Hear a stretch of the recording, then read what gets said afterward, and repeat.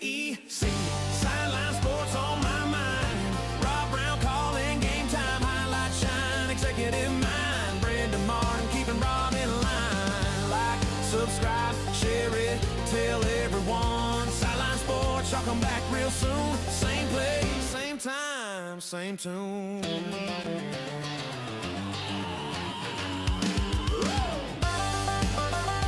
All right, Rob Browne here on this Friday morning. It is still cold here in Memphis. I love it. I love all the snow. Ice sucks. How can you lie? Dude, snow sucks. That sucks. You guys are like buried. It's cool for like the first day, bro. Yeah, and it's nowhere for it to I'm go. feeling your pain, man. Yeah, and I tell you what, there's nowhere for it to go. But we opened up a hole with a well turned on. Been killing some ducks. It's been actually season's over tomorrow, but can't kill them on the couch. What does Rob Browne do when he's snowed in? He makes a hole and shoots some ducks. Yeah, gotta eat. Man's gotta eat. Gotta eat, man. Gotta eat. Hey, look, great show today lined up. Got Shane Matthews. I love him. I was on his show yesterday. He is 3 or 4 plays ahead of what's happening in the game, just like his coach Steve Spurrier, proud native son of the Delta Cleveland, Mississippi. Yeah, he does, and we're going to talk about that. That would be great. And I think Shane lived in Chicago with the Bears when he played there, so this is no big deal to him coming off the lake. Do us a favor. Take a picture with your cell phone of the QR codes, Twitter, Facebook, and YouTube. Brendan he is streaming this live on 8 channels while we're doing the show. And then share, like, and subscribe. All of you that know me, that know Audrey, that know Brendan, that know us all, that know Shane, Frank, Doug Dean, share it. Rob, like it. That know everybody, that know Shane, that know Frank, that know the entire panel of guests. Yeah. And Rob has a hard time introing everybody. I guarantee you, love him so much. Frank and Shane both have kids that remember when they're older now, but when SpongeBob did that stupid episode, I know a guy who knows a guy who knows a guy. I thought I was going to kick the TV in. Shane, how are you this morning? I'm good, guys. How y'all doing? Good. Frank Duffy up in Frank, where are you? You look like you're going duck hunting. I'm on the banks of the Tchefuncte River in Madisonville, Louisiana with Bengal 1. All right. Beautiful out here, a little chilly. It is. Shane, loved being on your show yesterday and talking about what's going on in college football. You are color analyst on the Florida Network. You spent 14 years in the NFL. What you're seeing happening in college football now, I've never seen it where the quarterback is a bigger deal than he is now. And if you miss on quarterback like Hugh Freeze did 3 straight years, it cost you your job. Again, talk to us right now about the state of quarterback play, SEC football, your thoughts on John Summerall, and just take the ball and run with it. Well, quarterback's the most important position in all the sports. If you ain't got one, you ain't got much of a chance. Yeah. It doesn't matter what level of football you play at. You got to have a trigger man that knows what he's doing and can produce. In today's world, it's crazy, right? The amount of money these kids they're making more than professional quarterbacks are making in college football. And I have no problem with kids getting paid. I have a problem with the way it's going about. When NIL hit several years ago, I absolutely hated it because I knew it would not be for name, image, and likeness, for autographs or commercials or jersey sales. It's just pay for play. Whoever has the biggest checkbook is going to get the player that they want. I have a problem with that. I have a problem with the transfer portal. I don't have a problem with people transferring, a one-time free transfer, because kids want to play. And sometimes you're buried on a depth chart on some roster. You may not get a lot of opportunities to get out and perform in a game. So if you transfer to another school, you may become a starter or a backup and get to play. But just transferring year to year is just nonsense to me. Maybe I'm just old school, a guy that's loyal to his school. But these kids that are playing 6 or 7 years of college football and at 6 or 7 different schools, I sit there and go, okay, first of all, academics, when's the last time you heard of a kid being suspended because his GPA or he missed class? That ain't happening. They're not student athletes anymore. Let's take the student part out of it. Yeah. Some may get their degree, but my whole thing is Rob, if you play for 6 different schools, what diploma you going to have on that office you got right there? Yeah. Where are you going to take your kids for homecoming? You have to just flip a coin each year and say, okay, we're going to go to this school for homecoming this week. So that's where I stand. I know I'm old school. I don't have a problem with kids getting paid, but just pay for play just makes no sense to me. Shane, I'm going to agree with you because I'm your generation. So is Frank. You're the right school. You told us a few weeks ago, you were on the show, about your time at Florida. You were buried on the depth chart. You didn't dress out your first 2 years. How many of these kids today would stick to it and stay with you? 14 years, Frank, in the NFL as a quarterback. I mean, there's only 64 of those. There's 32 starters. There's 32 backups, 64 in the world. Talk about grit and tenacity. The message that you just gave is exactly what people need to be hearing. And I can tell you, you've got an audience of people that agree with you. I got, 4 kids, 2 boys, 2 girls. And if they're not financially literate, and Frank, you know this, and you do too, Shane, how are they going to make it? And TJ Finley, I admire his tenacity, but at some point, you can't stay in college forever. Shane, before we go to Frank, I got another question for you. Have you had a chance to sit down and talk with John Summerall yet? I want your thoughts and opinions on him because you're a grit and grind player. That's your career. That's the story of your life. I love it. I honestly have not met John yet. I haven't met anybody on the new staff because, they kind of came in. He had a unique situation because he was still coaching at Tulane, doing 2 jobs at once, and now recruiting. My plan is to go over to the facility next week, introduce myself to a lot of them, get to know them. I do have a buddy who's in the building as I don't even know what his title is, analyst maybe. He texts me and he says, "You're going to love this crew." And from what I've seen and heard, they're just normal dudes, man, that love college football and they want to win. And I like everything I've seen from John Summerall. He's walking into a tough situation, but what I love about him so far is, he doesn't have a lot of coach speak in there. He expects to win right away, as I do. I mean, they kept the core guys we needed to keep. He went out and filled in the spots that they needed. It's going to come down to quarterback play. We're going to have a little quarterback battle in the spring. And if we can get somebody to come in there and throw completions at a high level, I think this team can surprise some people next year. I agree. I'm a huge Summerall fan. Frank Duffy jumping here with Shane Matthews. Catch him Pod Up with Matthews in the morning, folks. Great show. Lots of great information. He doesn't even need guests. He's got so much content, but he's got great ones.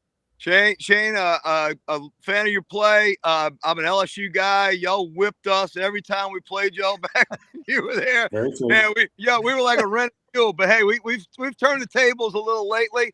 And look, as an LSU guy, I'm also a Tulane fan. I actually was a ball boy back in the 70s. So 40 miles south of where I'm sitting right now at Tulane University, they loved John Summerall. They thought the world of him and his staff.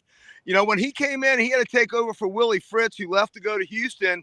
And those were tough shoes to fill, especially after Willie got him to, play in the Rose Bowl. So the big thing about Summerall that I like is he's no nonsense. Like you said, he's not coach speak. He is going to tell you the way it is. He's not going to sugarcoat it. And he's kind of like one of those gym rats that's always around the facility, always around the field. And I think that's what you guys are going to get. So I think you'll be pleasantly pleased. I do have a question for you. Yesterday, our former quarterback, Garrett Nussmeier, when he was in Mobile, when being interviewed by my buddy Matt Flynn, it did come out that he was having a core problem last year. We all knew that he had the injury. You could see it in his passes. So to Rob's point about your 14-year career, yes, you have to be good, but you also have to be fortunate with injuries. Can you speak to that about how hard that position is, especially when you're back there taking hits from guys that are 300 some odd pounds? Henry Thomas from LSU, a nose guard, actually played in the league like 19 or 20 years with a couple teams, the Lions and New England. And he definitely attributed that to the fact that he stayed healthy all those years. But when you got those big boys, tracking you down and laying on you in sub-frigid degrees up in Soldier Field, how does that play into a longevity of a quarterback? Great question. Well, yeah, the most I ever weighed when I played ball, and especially in the NFL, was 195 pounds. I took a beating, and I was mainly I lasted in the NFL due to my mind, not my ability. Being a backup, you don't get a whole lot of reps, if any reps at all. But the coaches have to believe that you can get stuff done if you have to go into the game. So they mentally, still expect you to be ready. Yeah, that's the strength of my athletic career was my mind. I was blessed to understand X's and O's. I could learn a playbook in 5 minutes and never have to look at it again. Kind of had a photographic memory, looking at ball plays and knowing what everybody needed to do. I was never one who ever studied my playbook. Once I looked at it one time, I never had to look at it again. So I was blessed that way. But Garrett Nussmeier, I was a fan of Nussmeier. I thought he was one of the best quarterbacks in America. Obviously, you could tell something was wrong with him last year. I think he's going to be a good pro because I think he understands the game. He can anticipate. He's got a good arm. I think if he gets into a situation, one of those West Coast, there's a ton of head coaches in the NFL now that run the West Coast offense that need a quarterback that understands the game, can anticipate, and is accurate. I think Nussmeier will be a guy that can be in the league for a while. He reminds me a lot of Phillip Rivers. He's got the arm to deliver it anywhere, but he really is a manager, especially since he got better after his sophomore year with ball control. His junior year looked great. I was shocked, and we all knew that had to be an injury because there was no way he was going to digress that much. But they said he had the best day yesterday throwing of all the quarterbacks. Yeah, I do. I mean, the dude, his junior year, threw for over 4,000 yards in the Southeastern Conference. You know what you're doing. And so you could tell something was wrong with him last year. And I think he'll be a good pro. Shane, looking at the SEC play, again, we go back to quarterback. Nussmeier, he was injured. I don't know if it was an oblique or injury or whatever it was. The backup quarterback. Now, because of the portal and NIL, these kids don't stick around. I mean, Darian Mensah tried to put the you-know-what to Duke halfway into a 2-year NIL contract. They reached a settlement. But you and I and Frank all know what a contract really is. Why aren't they enforcing? Why would anybody with gray matter between their ears sign off on a contract with an 18, 19-year-old kid that would allow them to be royally you-know-whatted? Yeah, this whole signing these contracts and getting out of them, I mean, hell, let's be honest. LSU got some of those Ole Miss players out of their contracts. Yeah. It's crazy. Yeah. It is absolutely crazy what's going on. They need some rules and regulations. Again, I don't have a problem with kids getting paid, but just pay for play and going to the highest bidder just makes no sense to me at all. Yeah, and it doesn't. When you're up in the broadcast booth on Saturdays now with the Gator Football Network, and Steve Spurrier, Jim Tunney, who was called the Dean of NFL Referees. We had him on the show half a dozen times. He died a year ago, December 12th, I believe. Amazing. He said Tom Landry was like that, 3 or 4 plays ahead. Steve Spurrier, you're the same thing. You were Coach Spurrier's first quarterback those first 3 years at Florida. You talk about photographic memory, savant-like status to be able to look at a playbook one time. Every NFL guy we talk to, they all say coming from college to the pros, you'd get home from practice in your apartment because, you're a rookie, and the fax machine would just start loading up with 50 or 60 pages of stuff. Do you remember those days? I mean, how did you handle it? Because you don't get stressed about anything. You are cool hand Luke. I mean, I think it's impressive because if I'm a player and I see my coach like that, I'm going to be chill. Well, I do remember when I didn't get drafted. I was supposed to be drafted in like the 3rd round, but I guess my size coming out my senior year, I was 6'3", 180. So I signed a free agent contract with the Bears. And I remember the first time they gave me that big ass playbook, I was like, whoa, but I don't know if it was the right way to do it, but everybody has the same pass plays. Some people think Steve Spurrier or Bill Belichick or Kyle Shanahan or Sean McVay have these special pass plays. Everybody has the same stuff. It's just they got to know when to call it and how to teach it and all that kind of stuff. But so what I did was when I got that playbook, I would take the Florida terminology so I could understand what the terminology of the Bears was. Yeah. That's how I did it pretty much at because I played it for 6 teams in 14 years. 7 of my 14 were in Chicago, 2 different head coaches. But anytime I went to a new team, I always went back to my college Steve Spurrier playbook in my mind and said, okay, this is what he called it. So that's how I memorized it. I love the way that's a great way to break it down, because otherwise it could probably be complicated, like taking a drink of water from a fire hydrant. Well, it's crazy. I mean, there's one in a lot of the West Coast teams. I don't know if they still do it in today's world, because I only had a few years of playing with the earpiece, in your helmet. My first few years in the league, you had to learn signals and all this crap. It was crazy, but the West Coast plays can be very long, like stem to east, right, zing, a, scat, 322, y, stick. Okay. All that right there is throw a 5-yard little stick route to the tight end. So that was the beauty about Coach Spurrier. He made things it was a very complex offense, but it was very simple to learn because the way he taught it. So that's kind of how my brain worked whenever I had to try to learn other systems. Yeah, Frank? It might have been simple, but you guys racked up some damn yards. I can tell you that. I'll bet today you can still hear Coach Spurrier in your ear. Well, I do a podcast with him during football season once a week, and we have a good time with it. But, he made it simple. He taught it very well, and his goal was to go try to score as many points on any given Saturday. I asked you a question back in the fall one time when you were on. What, quarterbacks going on the road, DJ Lagway at the time, Florida was playing at Texas A&M. What would Coach Spurrier say to you before you went out there?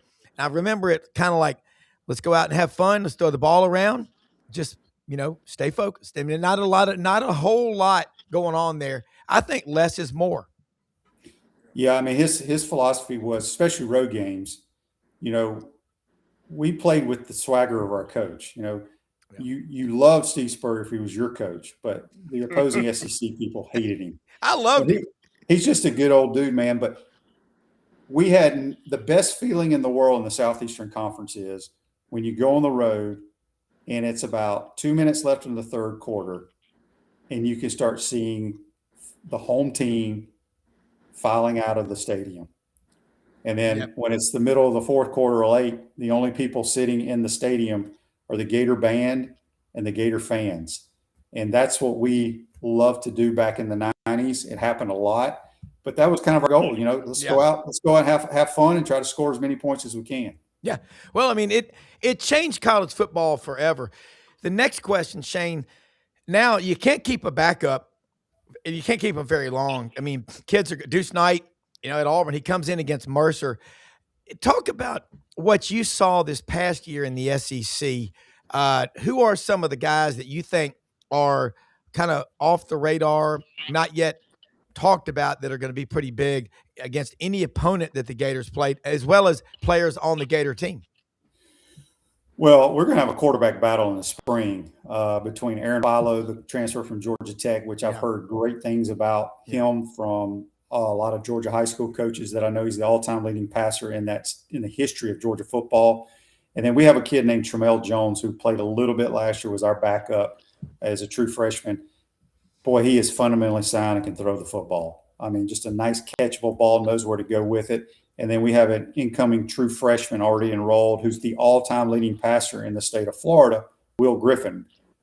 He has an opportunity. So it's going to be interesting to see that quarterback battle throughout the year. But when you look at the SEC, my favorite player this year was Trinidad Chambliss. I absolutely love the underdog story because maybe I was an underdog. But it just goes to show you there's so many good players around America at every level. They just need an opportunity. And Trinidad went to Ole Miss just to get paid basically to be a backup and then has to play due to injury. And he is so fundamentally sound. He is a great release, quick release. He's got great feet and just knows how to run an offense. Anytime you hear me talk about quarterback play, I don't care about how hard you throw a ball, how far you throw it, how big your hands are, none of that, because none of it has anything to do with quarterback. It's, do you understand what you're trying to do offensively? Are you fundamentally sound? Can you anticipate? Can you throw the ball accurately? Those are the quarterbacks I like. That's why I love Trinidad Chambliss. And Shane, he had spatial awareness on the field. He really had almost like a sixth sense of when to tuck it and when to dump it off. I mean, for a guy that came from Division II, that's amazing, right? That type of poise and stature being on the SEC stage was very impressive for somebody that just stepped up as again, the number 2 guy. I do have one question for you. Just take it off a little bit for what you're doing now.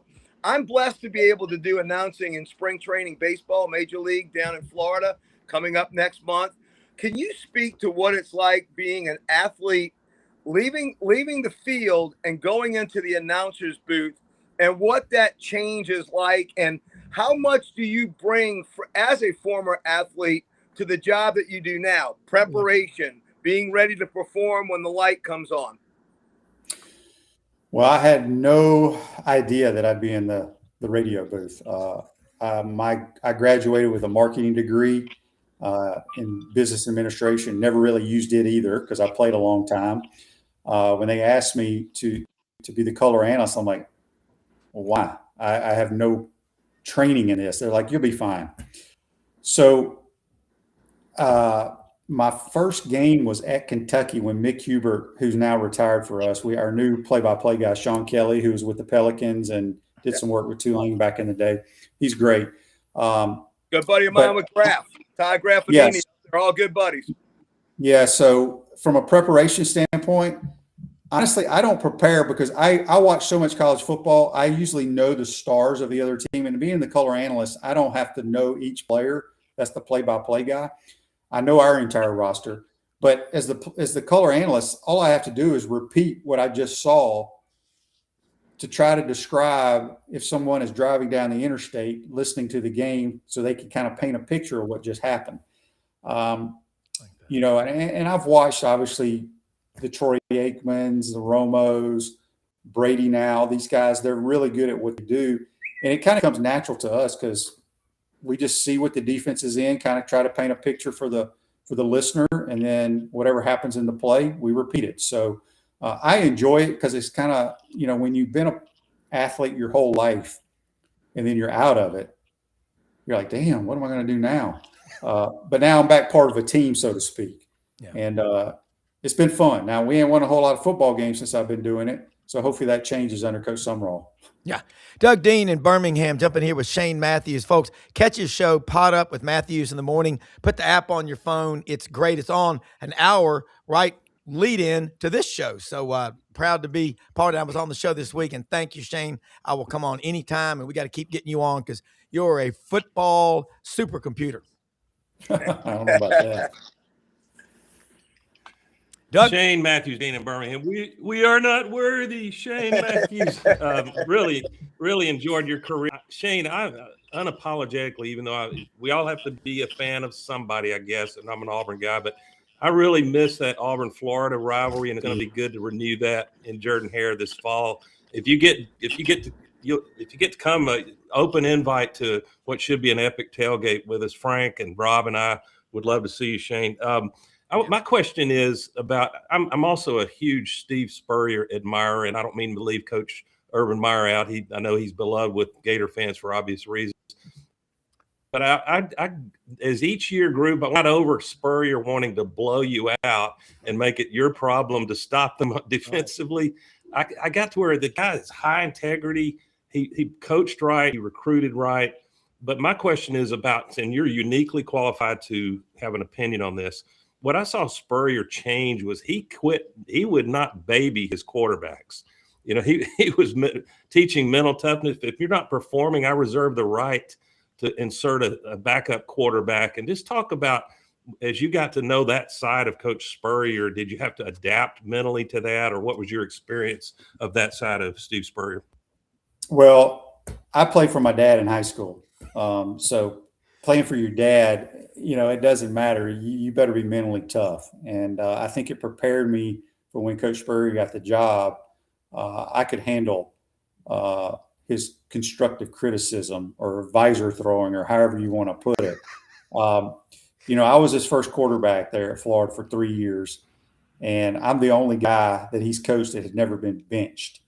And it's probably because we didn't have a whole lot of good players behind me, because they started coming. He started stacking those great quarterbacks as I was getting, like, my senior year was Werfel's true freshman year. I was Danny's host on his visit. So Danny got to see how Coach coached me and that prepared him. And then, Doug Johnson, Jesse Palmer, Rex Grossman, that whole crew came after that. But the beauty about Coach Spurrier was he would get on your ass, no question about it, when you made mistakes. But 2 minutes later, he's got his arm around you and said, all right, let's forget about it. Let's go. Because him having played the position, understood you're going to make mistakes, but how do you react after that? And the other beauty about playing for him was, he may have the best play called. You drop back, you don't throw it to the guy he thought you should have thrown it to, and he's cussing and screaming and asking you what happened. Coach, I couldn't see. The 3 technique was coming right at me. He's like, oh, okay, well, we got to block them up better.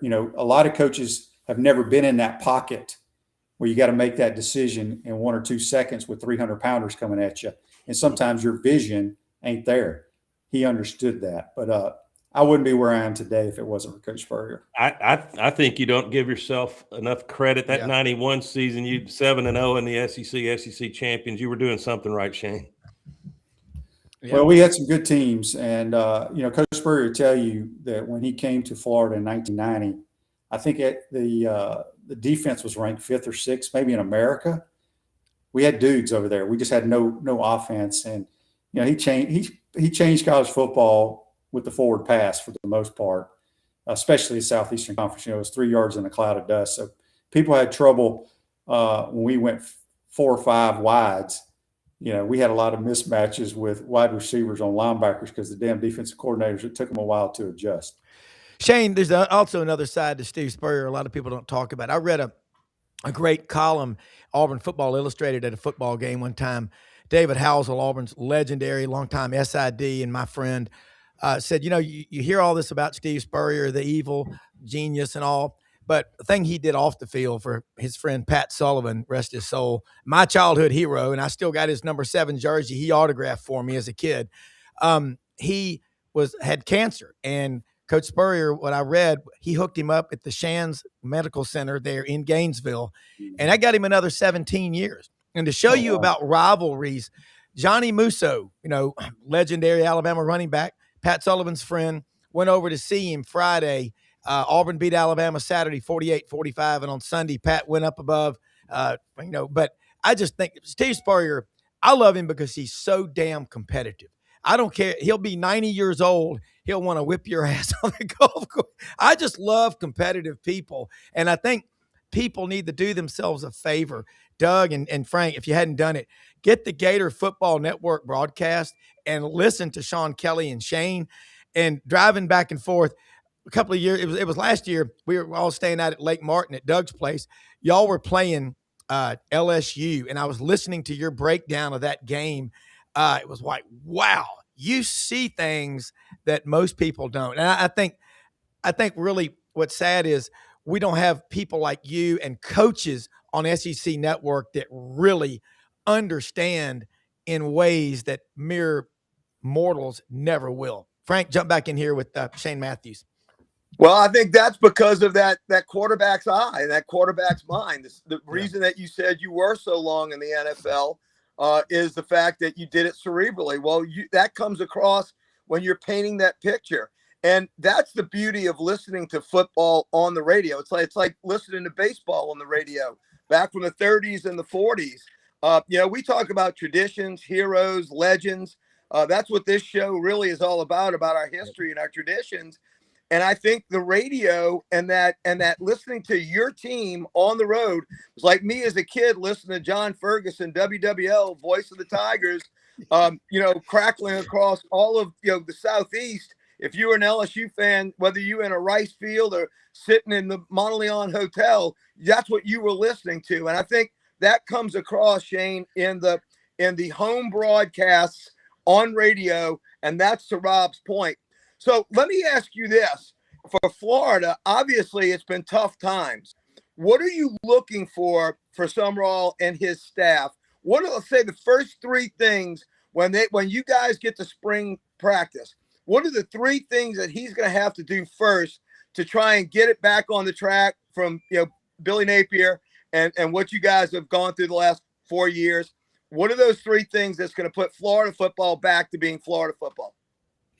Great Well, that's question. a great question. I think the biggest thing, I think players feed off their coach, and we play with the swagger of Steve Spurrier. I think John Summerall has a kind of a swagger. I mean, he's young, Yeah. but every year he's been the head coach, he's played for his conference championship, Yep. right? So he's doing something right.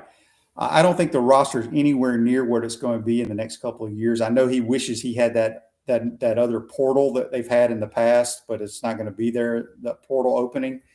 But the biggest thing for Florida fans, and it's because of Coach Spurrier, we have to be good on offense.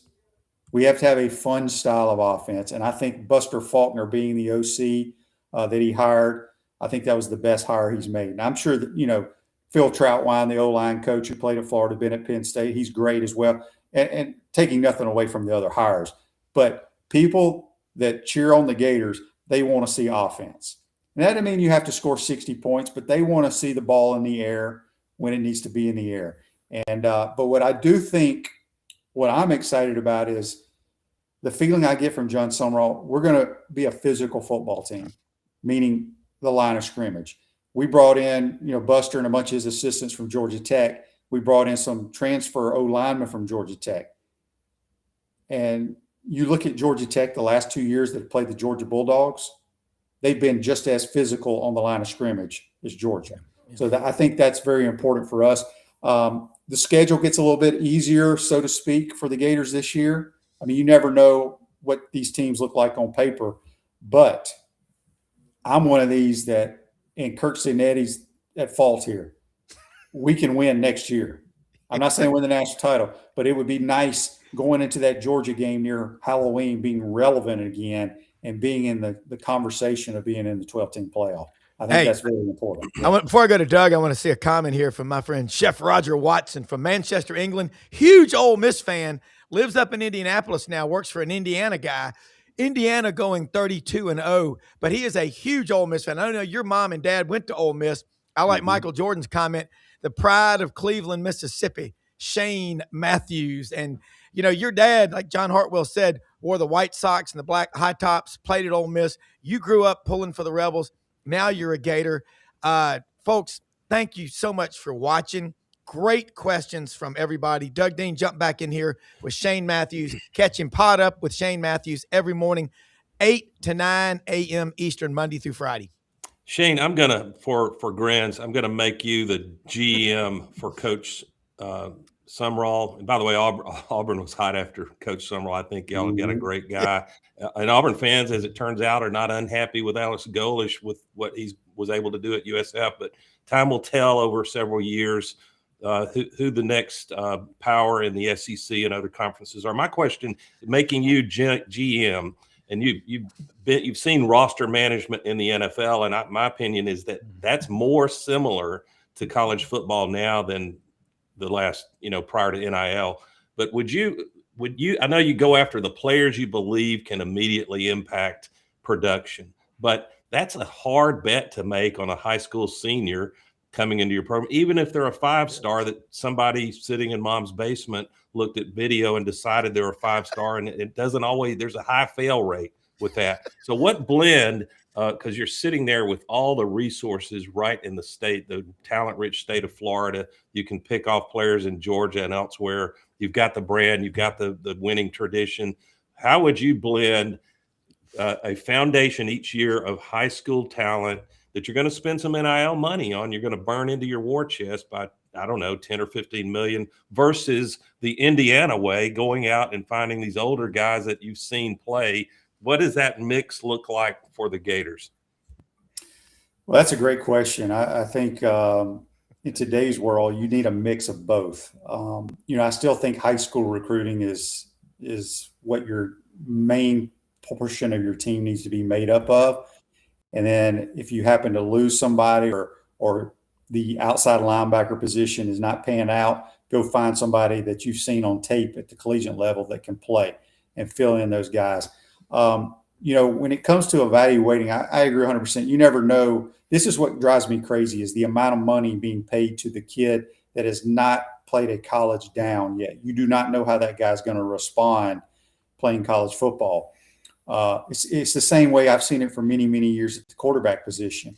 So many coaches and general managers and front office people in the NFL, they think because a guy's 6'4", 250, can throw it 75, 80 yards, throw it through a wall, his hand size is this, he can run that, they can teach him how to play quarterback.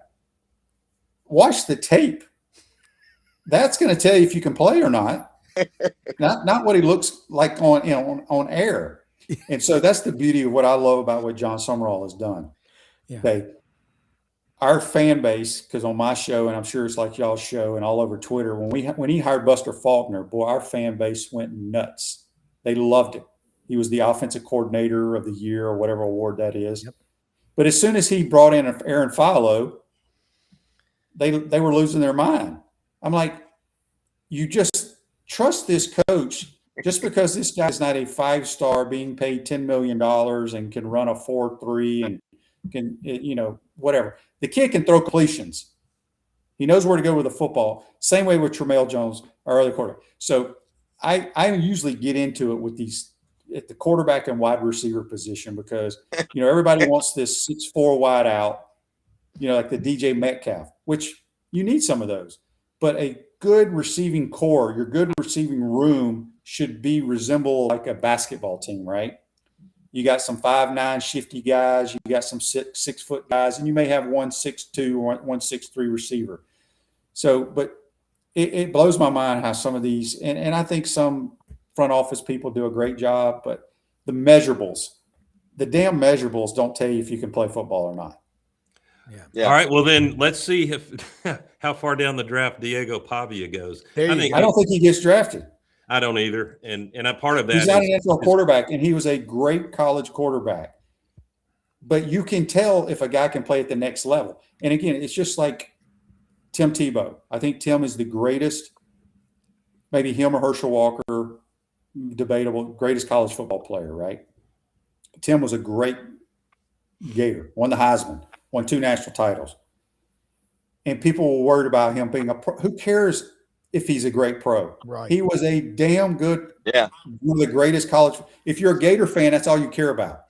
Don't worry about what that guy does at the next level, because I didn't think Tim would be a great NFL guy because he was not a great thrower. To be a good quarterback in the National Football League, you got to be an elite thrower of the football.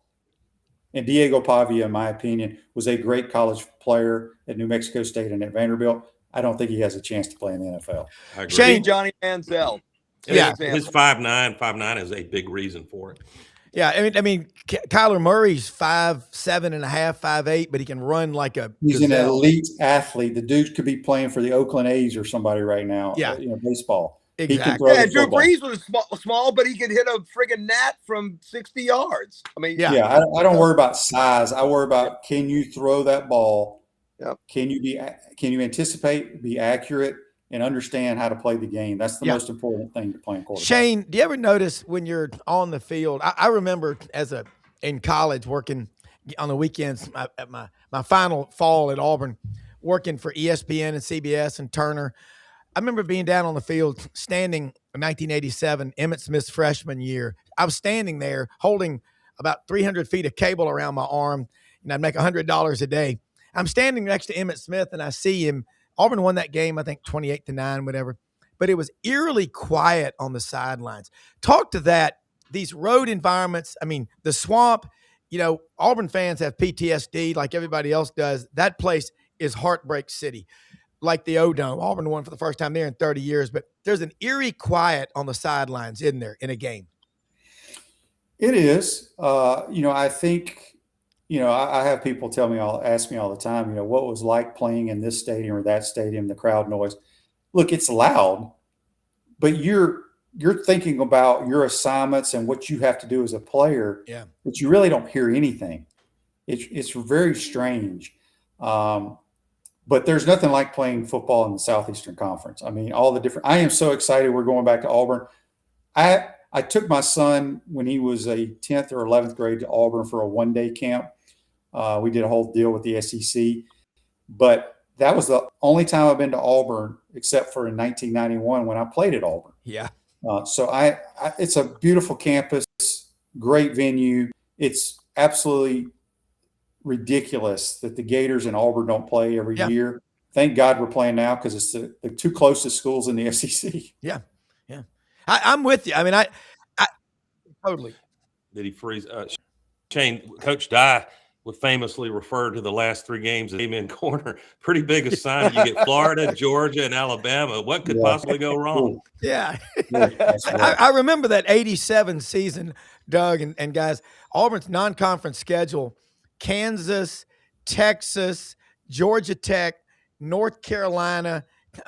Those were in Florida State. And they had Florida State, and then at Georgia, and then Alabama in Birmingham. And you long for those times. But Gator football, did you ever know Charlie Pell? Did you ever meet him? Never. Yeah. It was just, Franz and Buddy and all have talked about how he ignited that Gator Nation. You're right. That rivalry is special. Frank, jump back in here. We got a little bit more time with Shane. And Shane, thanks for going along with us here. Great stuff. Catch him PodUp with Matthews in the morning. Great show. If you love football and sports, whether you're a Gator or just a fan, you'll be a fan of Shane's. Go. Well, I do remember the Auburn-Florida rivalry. As an outsider, it was one of those games that it was must watch. It's like the cocktail party. I don't care where I'm at. I'm going to sit there and watch Florida and Georgia play football, right? The one thing I remember about the Swamp in the 90s is I heard more jangling keys in the second quarter than when y'all do that, when they're shaking their keys like you got to get to the bus. Let me tell you, having a team going against a Steve Spurrier team is demoralizing. And to Shane's point, it wasn't that he wanted to run up the scores. He just wanted your will to be gone as early as possible. And that's what I remember of y'all's teams in the 90s when he was on that incredible run. That's when you buried so many teams and put them away. That's my recollection. What do you remember, Shane, about when you first got there and you got to get to meet Spurrier? And don't forget, he was new at this because he had been coaching at Duke in '88. So he wasn't the Steve Spurrier that he turned out to be yet. What was he like as a young coach? Well, I'll be honest with you, because my first 2 years, I was buried way down in the depth chart under Galen Hall. And when Spurrier got the job, I'd never heard of him. And I grew up in a football family. My dad being a high school coach forever. I followed sports, but you only had so much in Mississippi. You had a couple of channels of TV. That was about it. But I didn't know who he was. And there were no statues of him. There were nothing about the Heisman Trophy. None of that was in the football facility. So I had to learn about him. And then he basically told everybody in his first meeting with the team before spring practice, I don't care who you are, what you've done, everybody will be given an equal opportunity to show what they can do. Coaches say that all the time, right? It's usually bull crap. Yeah. But I was buried on the depth chart depending on what day of the week it was, whether I was the 5th quarterback or the 6th quarterback. I always got sent down to John Reeves, who was one of our all-time great quarterbacks. He was the tight end coach under Coach Spurrier. So I always went down there and just threw the tight ends, and Reeves kind of took me under his wing and said, dude, you can throw the football, and convinced Coach Spurrier to let me participate in a few plays during a scrimmage, and did pretty well, and went over to the Gator Bowl in Jacksonville where we had our spring game in 1990 because they were tearing up the turf and putting natural grass in. And I threw 3 touchdowns, and the rest was history. But, Coach I don't know if arrogance is the right term to use, but he believed in what he was doing. I always say this, the great coaches just don't fall off trees, right? That's why every fan base gets so upset when they keep making these coaching changes and they want to blame it on the athletic director or blame it on this person. You don't know who that great coach is going to be, that Hall of Fame coach, because only certain people become those guys. Well, Coach was blessed with the good Lord, gave him a mind and how to teach and how to handle young men. And that's why he's a Hall of Famer, because he was just blessed to have that coaching knack. And you guys know Pat Dye was a great Hall of Fame type coach. Yeah. There's only so many of them out there. And Florida's been fortunate to have 2 of them, in Urban and Coach Spurrier. Yeah, real quick, a couple of comments. Michael Jordan, a great friend of mine down in Santa Rosa Beach, Redfish Circle, Please post how to listen to Shane's show. I keep getting drowned out by the fighter jets today. I'm writing the flight pattern. Can you tell him, Shane, real quick? There you go. Thank you. All right. And that second one, I love this from Maury Gaston. My first road game as a kid was at the Swamp before it was the Swamp.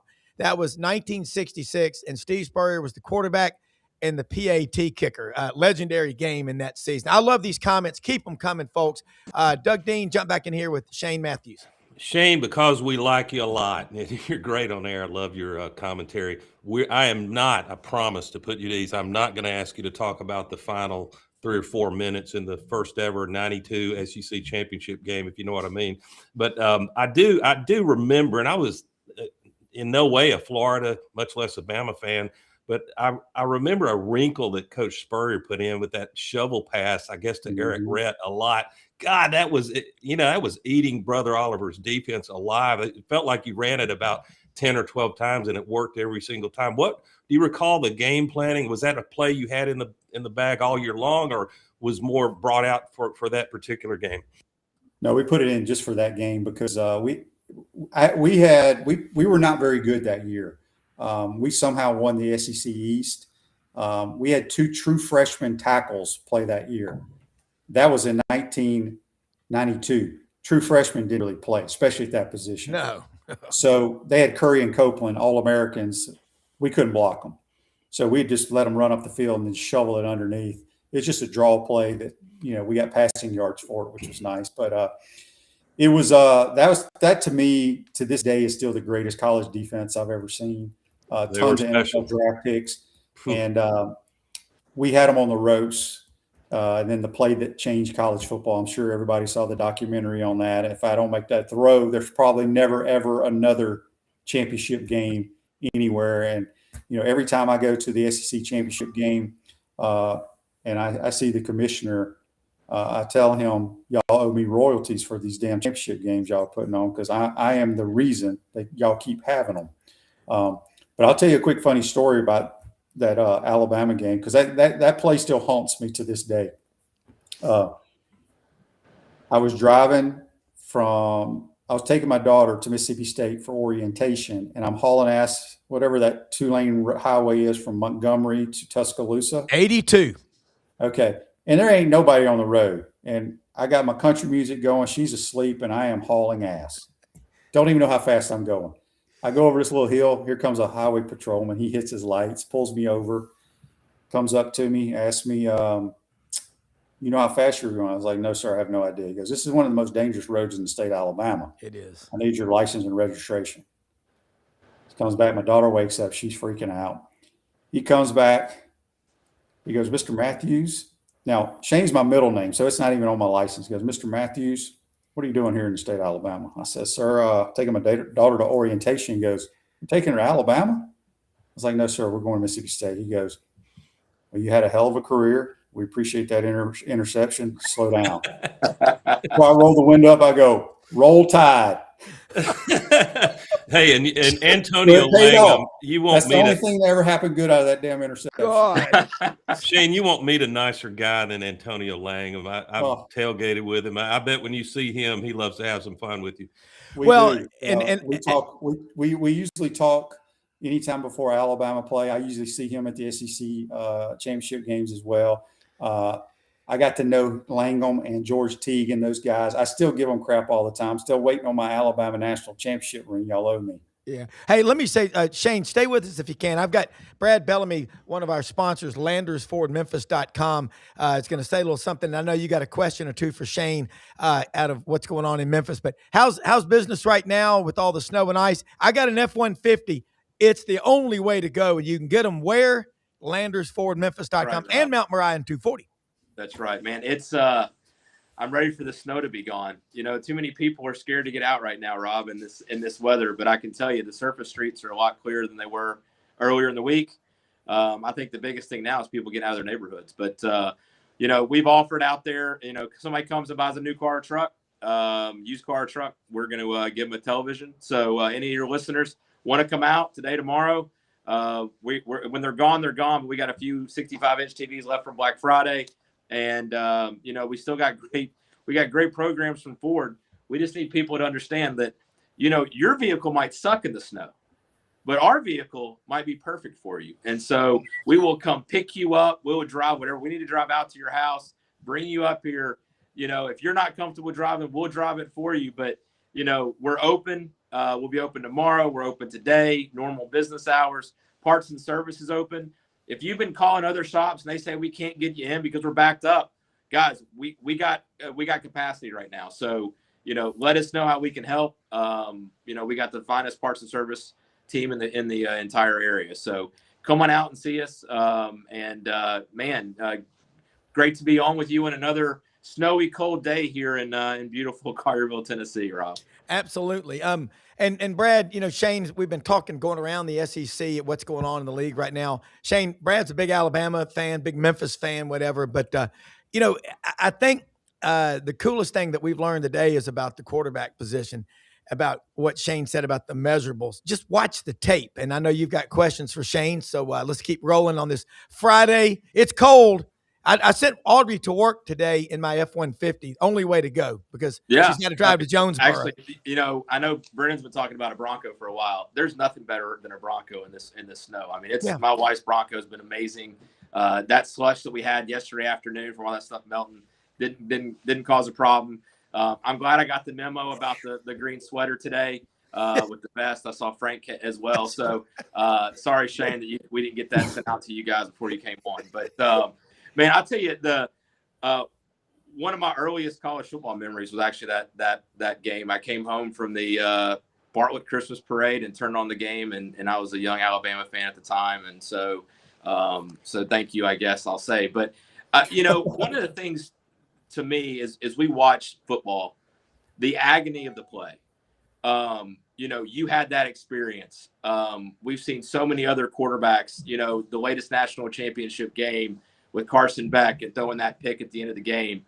Do you have any stories or moments where you've reached out to any of these guys after the fact and said, hey, been there, had that experience, here's how I overcame it. Here's what that did for me. Because one of the things I believe is that God will take our suffering that we go through at times, and there are things that happen in our lives and moments that happen that can become great because of the stuff we went through. Do you have any stories or moments where you kind of had that passed on the torch and talking to somebody and like getting them through a moment or anything like that you could share? Well, recently it just happened last year in that 92 season when we played Alabama. As I said, we were not a very good team playing two true freshmen. And we played week 3 in Starkville against Mississippi State. We couldn't block them. We couldn't stop them. We got clobbered. I threw 5 interceptions in that game.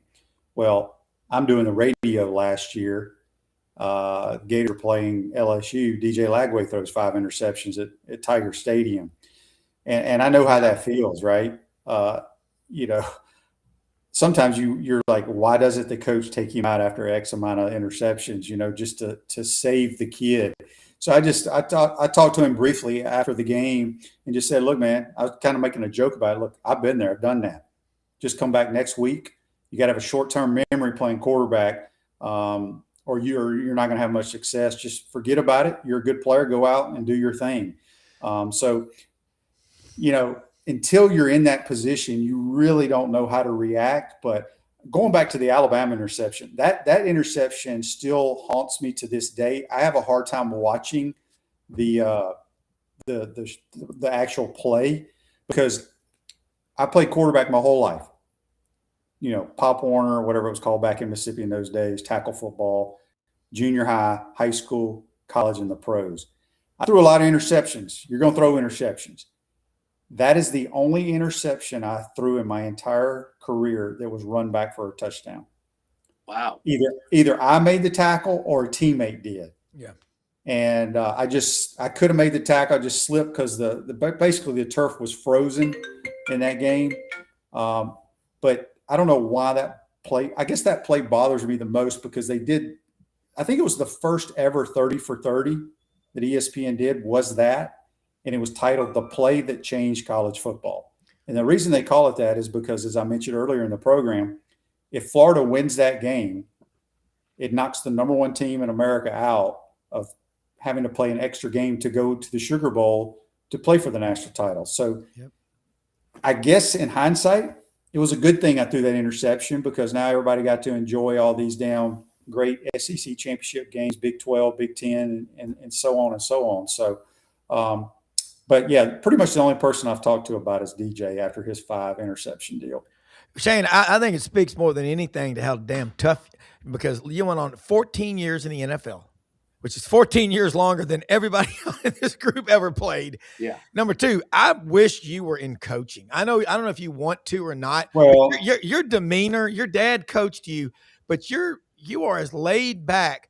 But I see you've got a fire that burns internally. Coach Butch Thompson, Auburn's baseball coach, always say, Coach, you always look so calm in the dugout during games. He goes, Rob, you say you like the duck hunt. I said, I love it. He goes, well, duck looks real calm on top of the water, but down below those legs are spinning. Talk about that, because you just mentioned it. I just think your mental toughness is why you're so damn good. And when you are a color analyst on the radio, you empathize with these people, but you also say that doesn't define you for the rest of your life. It's just one picture in a whole photo album called life. Well, talk about coaching, Rob, that was what I always wanted to do, was be a college football coach. And I wanted to coach under Coach Spurrier, and then eventually be where, maybe take over or in some capacity call plays. I love calling plays and scheming, but the problem is I played too long. If I had just become a graduate assistant in 1992 after I graduated, I'd probably been fired 2 or 3 times and have about $85 million in the bank right now. Because do you know a coach that's never been fired? They all have been fired at some point. Yeah. But I wanted to be a pro football player too, so I was fortunate to be able to last 14 years. And then when I quote retired, which no pro athlete retires, that means they don't want you anymore. That was in 2006. But then I had seen how these coaches, I helped volunteer coach call plays at local high schools, and I was coaching some Gator coaches' kids. And when I saw where their dads got to watch them play once or twice in their entire high school career, I was like, this ain't for me. I want to be able to be at my daughter's dance recitals, all that kind of stuff. I want to be able to coach my son, watch all his baseball, football, and basketball games. And so I always regret it, because I feel like that's the good Lord puts us here and gives us special skills. I feel like that was the skill that he gave me, was to call plays and understand football. So, I dabbled here and there. I got to coach in the XFL a little bit and call plays, which was fun, but it's a little too late in life, I guess, now at 55. No, you're young. You got 45 to go to get to your goal of 100. That's what it is. But Shane, Ben, thank you so much for sharing your time more than you know with us. And great questions from Frank, Doug, Brad, always, Landers, Forward, Memphis. Get out there. All of our sponsors, find them on the sidelines.live. But Shane, we'll do it again soon. And all of you need to be following and listen to PodUp with Matthews in the morning. So we'll be back with you Monday morning, bright and early. Thanks, everybody, for watching. Share us, like us, and subscribe. Get out to LandersForwardMemphis.com. 2 locations, Poplar, Houston Levy, and I-240 in Mount Moriah. They're open every day but Sunday. Hey, most often we see the face of Christ released among us. Have a great weekend. For EP, Brendan Martin, Rob Browne, thanks for watching. Thanks, guys. You bet.